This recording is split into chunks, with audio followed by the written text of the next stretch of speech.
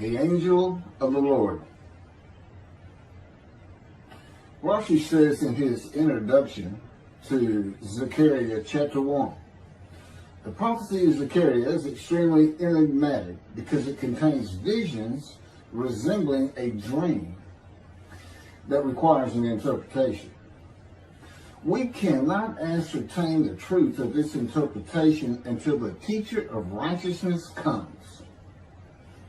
Nonetheless, I will put my heart to recounseling the verses one by one, according to the interpretations that resemble it, and follow the interpretation of Jonathan.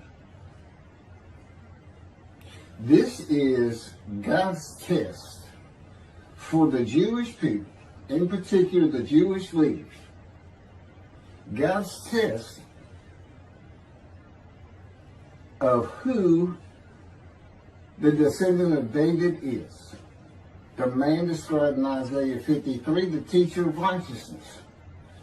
That's who Rashi, known as one of the first rabbis to say that Isaiah 53 described the people, the Jewish people, as the patriarch Israel. Then here he is in Zechariah, saying we got to have to know the truth of at least chapter 1 of Zechariah, to know this truth, because we can't do it. And no Jewish man, religious, academic, commentator, or otherwise, has ever had the answer to this. And yet this video is going to give it to you. Why? I'm a teacher of righteousness. This is Zechariah chapter 1, verses 7 through 12. That's the preamble that Rashi leads into before he starts his commentary. And this is in midrash form. That's where I take parts of a verse and interpret each in individual segments. Verse 7. On the 24th day of the 11th month of the second year of Darius, the month of Shabbat, this word of the Lord came to the prophet Zechariah, son of Berechiah, son of Edo. This word of the Lord. This verse continues with, in the night I had a vision, which is not a word of the Lord. The word of the Lord coming to Zechariah means the messenger of the words of God has come to Zechariah, who is the angel of God's presence, and the word of the Lord. Literally, that's his name. He has alighted upon Zechariah to bring a vision from God. Not a word, a vision. Verse 8. In the night I had a vision. I saw a man mounted on a bay horse standing among the myrtles in the deep, and behind him were bay, sorrel, and white horses. In the night I had a vision. There's a man on a horse standing in the myrtles. He is later referred to as the angel of the Lord, standing in the myrtles. The angel of the Lord alights upon and enters men, and my name, Hashem, is in him and can speak through the man. Zechariah has an angel with him who is his guide in the vision. The deep is like a valley Zechariah is looking down on, filled with myrtle trees, and then an open area below that is where the bay, sorrel, and white horses are. Verse 9. I asked, what are those, my Lord? And the angel who talked with me answered, I will let you know what they are. What are those, my Lord? Zechariah is not talking to the angel. That's an angel. It's not my Lord. Who answered, but who never lets him know what they are. he is asking the man standing among the myrtles on a bay horse about the horses in the open area and calls him my Lord. Verse 10. Then the man who was standing among the myrtles spoke up and said, these were sent out by the Lord to roam the earth. Then the man who was standing among the myrtles spoke up and said, again, this is midrash form. Okay, so the man standing in the myrtles answers the question of Zechariah, not the angel who is with Zechariah. Verse 11, and in fact, they reported to the angel of the Lord, who was standing among the myrtles. We have roamed the earth and have found all the earth dwelling in tranquility. And it's just like a dream. We have horses talking. You know, they could have been birds. Anything that can go far and go a long ways out and then come back. In this case, for this story or for this dream that was given to Zechariah, it's horses. And in fact, they reported to the angel of the Lord. They who reported are the horses who have gone to and fro throughout the earth, and they spoke the report to the angel of the Lord, who was standing among the myrtles. The angel of the Lord, who was standing among the myrtles, has alighted upon and entered the man standing amongst the myrtles. The angel of the Lord is using this man as his visible presence. You cannot see the angel of the Lord.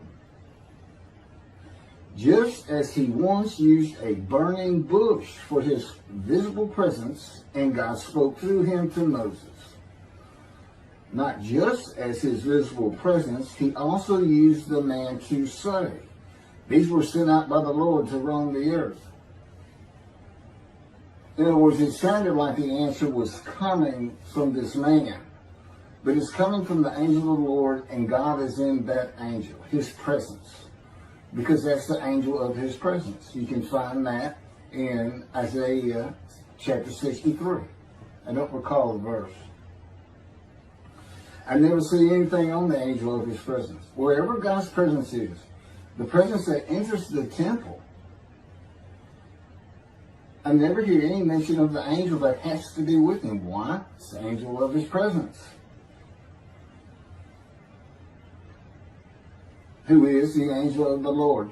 Yeah, I believe, and I'm not certain about this, but I've heard it at least one or two times, and that is Christianity believes the angel of the Lord is Jesus Christ. Thereupon the angel of the Lord exclaimed, O Lord of hosts, how long will you withhold pardon from Jerusalem and the towns of Judah, which you placed under a curse 70 years ago? Thereupon the angel of the Lord exclaimed. Okay, so the angel of the Lord exclaimed through the man. Zechariah heard the words come from the man standing in the myrtles. It is the only way Zechariah could have heard the words. The angel of the Lord can only speak to the man he has alighted upon. Ezekiel describes this as, a spirit entered into me and set me upon my feet, and I heard what was being spoken to me. O Lord of hosts, how long will you withhold pardon from Jerusalem and the towns of Judah, which you placed under a curse 70 years ago? The following verses are from the book of Isaiah regarding this curse. Isaiah chapter 43, verse 2. So I profaned the holy princes. I abandoned Jacob to proscription and Israel to mockery. That, of course, is God speaking. The profaning of the holy princesses is God's prophecy of the banishment of King Jeconiah and all his offspring from ever ruling over Judah and Jerusalem again. The line of the kings of Judah ended. The line described king by king in the first book of the New Testament of Christianity. the line of Jesus. The abandonment and mockery are God's prophecy that the northern kingdom and the southern kingdom of the Israelites would be defeated and deported from the promised land. Isaiah witnessed the deportation of the northern kingdom, but the deportations of the southern kingdom were many years after his death. This is chapter 43, verses 5 through 7. Fear not, for I am with you. I will bring your folk from the east, will gather you out of the west. I will say to the north, give back, and to the south, do not withhold. Bring my sons from afar, and my daughters from the end of the earth, all who are linked to my name, who I have created, formed, and made for my glory. Okay, this is God's prophecy that all the tribes of Israel would return from the Assyrian deportations of the tribes east of the river Jordan that were Reuben, Gad, and the half tribe of Manasseh, and all the tribes of the northern kingdom deported by Assyria, defeated and deported, and the Babylonian deportations of the southern kingdom. It is a prophecy that is specific to the Assyrian Babylonian exiles. This prophecy was fulfilled according to the books of Ezra and Nehemiah and their account of all 13 tribes returning to the southern kingdom of the lands of Benjamin and Judah. Jerusalem is within the lands of Benjamin, and his lands are considered part of the kingdom of Judah, since that is where the kings of Judah rule from. 10 tribes being lost and not returning is a myth. When the 7th month arrived, the Israelites being settled in their towns, the entire people assembled as one man in Jerusalem, as the man Israel, all of them.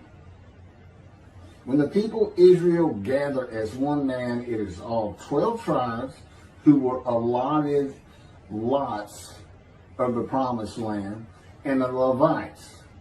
They did not receive a portion. They were allowed to go from lot to lot, tribe to tribe, and everybody was supposed to take care of them. The Levites, that would be Levi, the son Levi, the priestly tribe without an allotment of the promised lands. Judahites and Benjaminites alone are not Israel, though all references to Israelites would include them. All of Israel had returned together to Jerusalem and Judah, mindful of the imported Gentiles in the northern kingdom, imported by the Assyrians, many of whom tried to stop the building of the second temple. This is why everybody returning, all 13 tribes, all went to Judah. The northern kingdom was occupied by Gentiles, I would assume Assyrians and Arabs.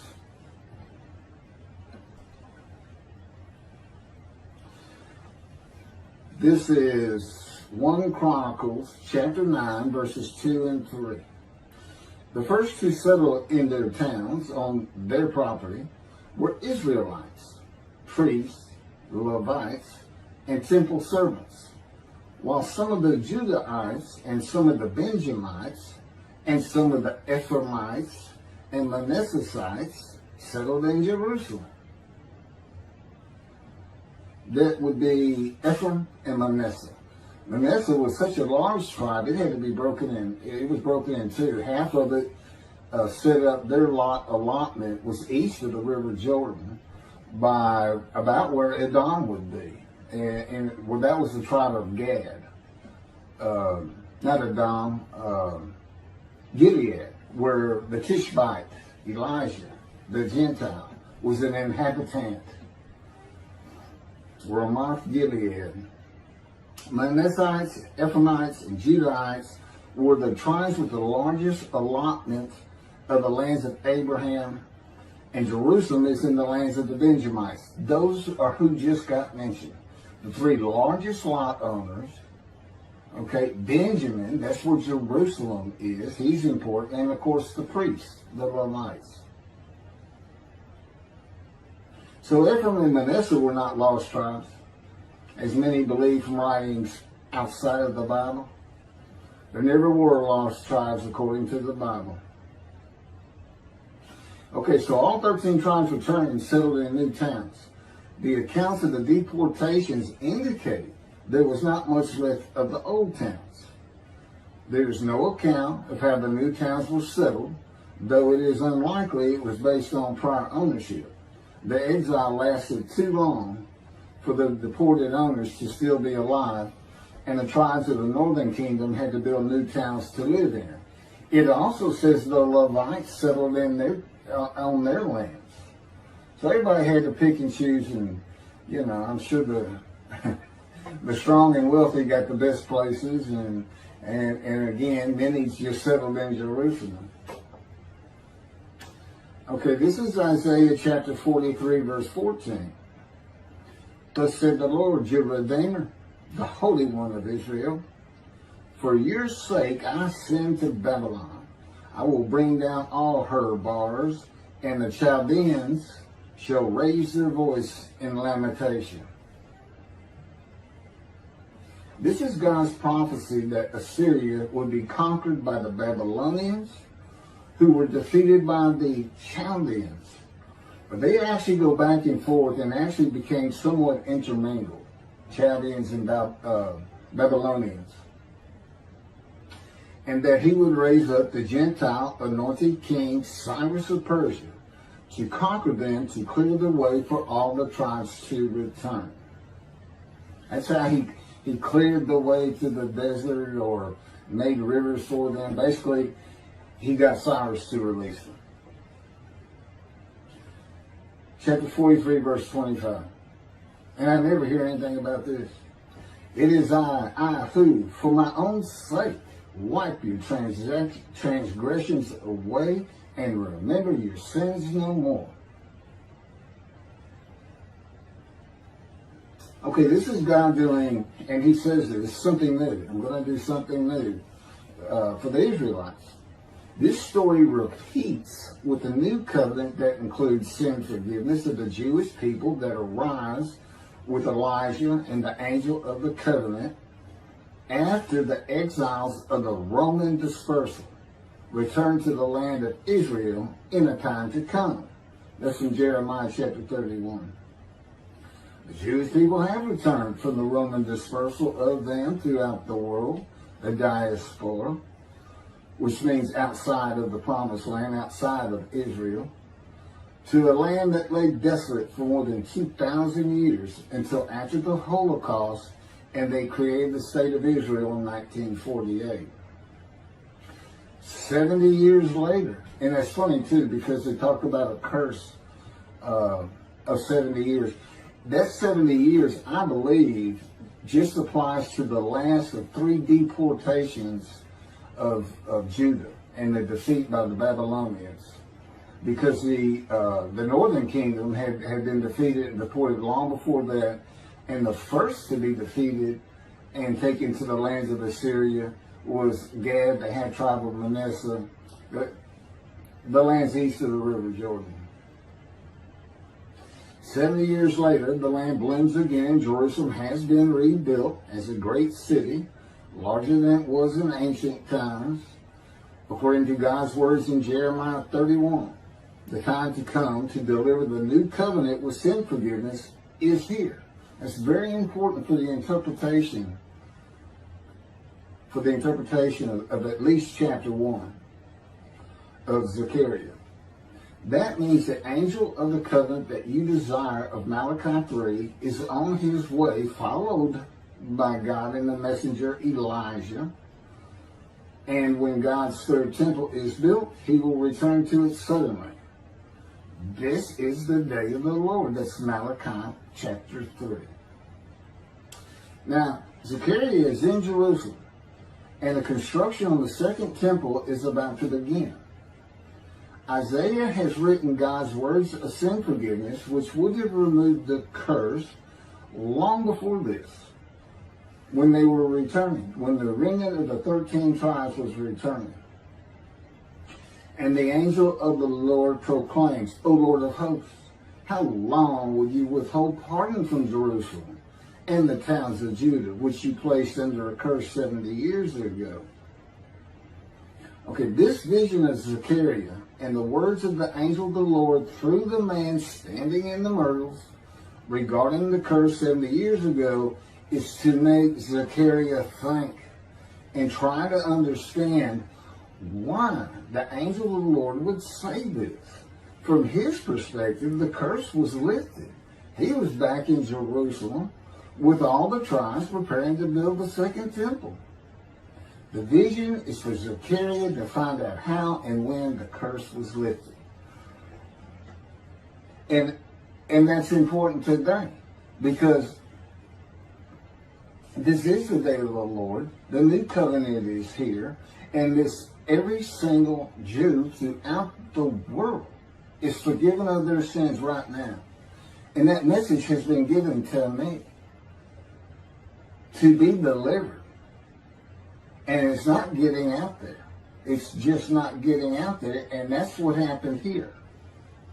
Because if you read Ezra and Nehemiah, it's clear they had no idea that their slates had been claimed. And sin and continue. You know, once you know that God has just said, okay, I'm not going to remember any of that. Let's all start fresh. I'm here with the covenant of friendship. Let's everybody start being observant Jews. Okay? Which would include going to Yom Kippur. Having a slate clean does not mean you have a lifetime now of sin forgiveness. The books of Ezra and Nehemiah reveal, this is how God had me write it down. This is from the book, Isaiah 53, in the day of the Lord, that was dictated to me. The books of Ezra and Nehemiah reveal that the 13 tribes did not know they had been right. We have to wait for the teacher of righteousness to know. And this is another thing I never see in this Messianic era that is taught, that is coming, is that God is with the descendant of David as he was with Moses. I mean, just right there with him.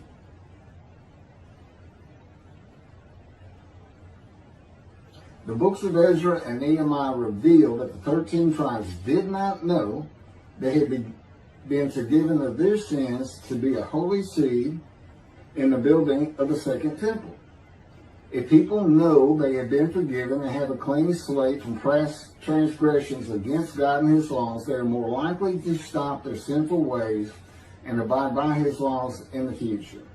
The scroll of Isaiah needs to be found and interpreted by Zechariah and the religious leaders so they will know of God's forgiveness of their sins. God will be returning before the temple is built. That will be the third temple, to test the devotion of his righteous servant and make him suitable for his purpose, which might prosper. That includes the building of the third temple. This would begin when his spirit alights upon the anointed one, Moshiach. His presence with his righteous servant will be necessary for the temple to be rebuilt. Islam will not freely hand over their third most holy site to Israel and abandon the Dome of the Rock Mosque, a mosque that sits on the Temple Mount purchased by King David for God, the most holy site of the Jewish people. With God is the angel of his presence who is already on the way. You want me to skip that?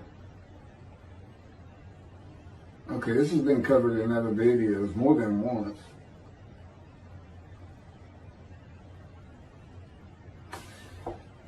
The prophet like Moses will have other similarity to Moses beyond writing God's words at his command and direction. As this was written, at God's command and direction, I typed those words. To the greatest degree possible for any human being, Moshe's identity and existence became one with the Creator. Now that's who you're looking for when you say the prophet like Moses. It's not Joshua. I've heard that one. Which is, it says right there on that page, there's never been another prophet like Moses. Well, his attendant Joshua standing right there. If that's... Anyway. Moshe's identity and existence became one with the Creator. I don't think you can say that of Joshua. I don't think you can say that of any man until the Spirit of God alights upon him in chapter 11 of Isaiah.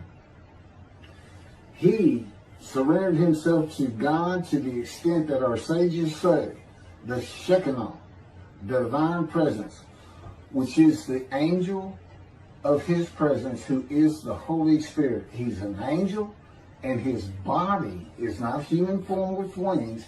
His body is the Spirit of God. Wherever God is, his Spirit is. Wherever his presence is, the angel of his presence is. They're always together.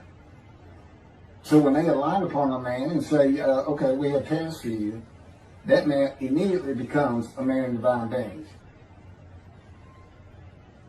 And that's the Shekinah. That's the Spirit of God and the presence of God entering into the temple, which would include the angel of his presence.